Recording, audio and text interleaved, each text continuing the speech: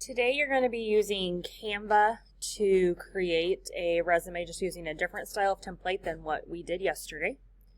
And so I first just want to go over like what am I grading you on. So the main things is just grammar and spelling, right? This is a resume, you're wanting to get a job, so we want it to just be pretty much error-free.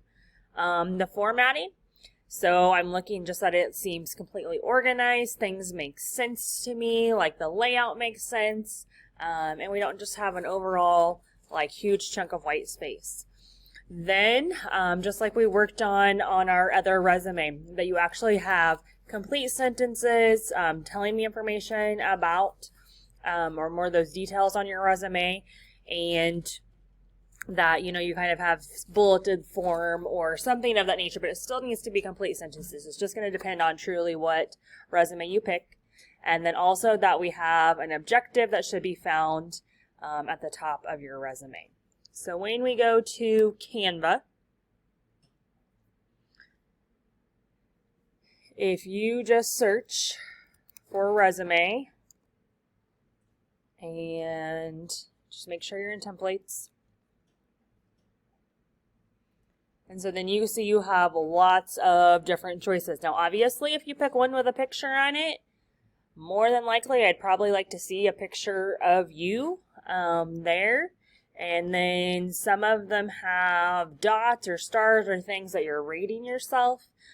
So just kind of being aware of what it is that you pick and do you feel like you can fill that in. Now, obviously, on some of these headings, like if the only language you really know and are fluent in is English, I'd probably take that off, and you can feel free to change it to a different heading type that we've talked about in this class or you've used for another class when creating a resume.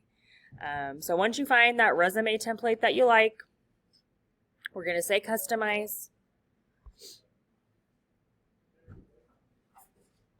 You will fill in all of your information, and then when you're done, you're going to share it. But the best way so that I don't lose this to get it graded is probably going to be that you're going to download it. And then you'll hit download again. Then back in Schoology, right, you'll click your create or submit over here and then be able to attach it. So that's today's task. Create a resume using Canva and choosing a template that you like.